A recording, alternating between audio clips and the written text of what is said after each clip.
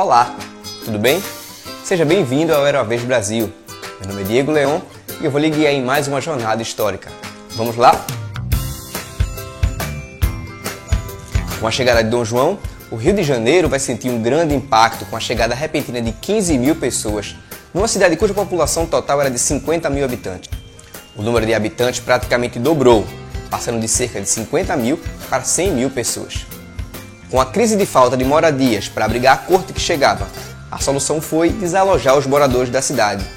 Eis que um belo dia você acordou com as iniciais PR na sua porta, Príncipe Regente, o que o povo da cidade logo vai traduzir como prédio roubado ou ponha-se na rua. Apesar disso, foram tomadas medidas importantes na urbanização, como o calçamento de ruas, construções de novos edifícios e o melhoramento das estradas. Claro que o objetivo era facilitar a movimentação da família real e a comunicação com as áreas rurais. Era como se a paisagem de Portugal estivesse sendo escrita sobre este território, como forma de amenizar a mudança da corte para uma colônia atrasada. Os caminhos por terra passam a ter um grande fluxo de escravos, bestas de carga, carros de boi e cavaleiros, que podiam alugar os animais nas grandes costeiras existentes. Vamos contextualizar um pouco essas modificações. Todas essas reformas seguem a arquitetura neoclássica. Ela surgiu em 1750, quando o Marquês do Pombal enviou para o país os célebres arquitetos neoclássicos. Porém, foi em 1808, com a transferência da corte portuguesa para a colônia e com a vinda da família real ao Brasil, que esse movimento começou a se expandir, atingindo seu auge em 1816, com a chegada da missão francesa. É essencial destacar que a arquitetura neoclássica brasileira ficou restrita à corte, aos meios oficiais e às camadas mais abastadas. Isso porque os recursos para sua produção dependiam de elementos importados da Europa. Assim, a parte menos favorecida da população contava com uma versão provinciana, feita por escravos e que imitava a arquitetura dos grandes centros. Podemos dizer até que, de tanto imitar, foram pouco a pouco misturando estilos e se distanciando das normas estilísticas e acabaram sugerindo um singular ecletismo. As moradias perderam a aparência de austeridade e isolamento, ganhando janelas envidraçadas e jardins externos, à maneira inglesa. Com o passar dos tempos, as pessoas que possuíam cargos na administração pública começaram a adquirir chácaras ou quintas em locais próximos do centro da cidade. Devemos lembrar que antes da chegada da família real, o meio rural era muito mais poderoso que o urbano. Eram lá onde estavam morando as grandes propriedades. Toda a lógica que estava sendo criada aqui foi embaralhada.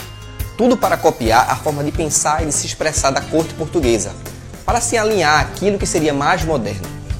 Se viermos para o presente, a ideia de modernização nos projetos de urbanização do país veio acompanhada de um processo de higienização, que expulsou a população pobre das regiões mais centrais, fomentando o surgimento de periferias e de favelas, e a especulação imobiliária, como o Morro da Providência, no Rio de Janeiro, destino de moradores dos cortiços dos centros, que foram demolidos durante o replanejamento do Rio de Janeiro. Voltando para 1808. 12 anos depois, a Revolução Constitucionalista de 1820 exigia a restituição do Pacto Colonial e o retorno da família real ao reino português. E 2 anos depois, com o golpe e antes do golpe, foi declarada a independência do Brasil. O pertencimento deste território culturalmente múltiplo e heterogêneo estava dividido por portugueses que não estavam em Portugal, pela classe proprietária que nunca tinha ido lá em Portugal, pela remanescente população local indígena, catequizado ideologicamente, ou escondido nas áreas ainda não colonizadas, e se preparando para receber mais de 2 milhões de negros escravizados, no auge do tráfico de escravos. A quem pertence essa terra? Quais as características predominantes desse povo independente? Esta é a nossa atividade hoje.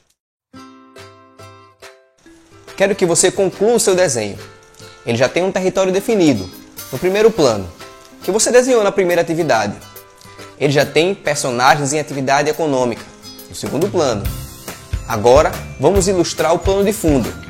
Erga o cenário ao fundo dos seus personagens. Lembre-se de dialogar com o restante do desenho e a coerência histórica. Espero que tenha sido claro nesta formação e que o conteúdo tenha provocado você a refletir sobre o processo de urbanização no Brasil. Existem outras fontes complementares para entender esse processo. Use todas. O fazer histórico deve ser investigativo e a disciplina escolar História deve ensinar a questionar e relacionar fontes. Parabéns mais uma vez pelo interesse e pela docência. Foi um prazer estar com vocês. Até a próxima!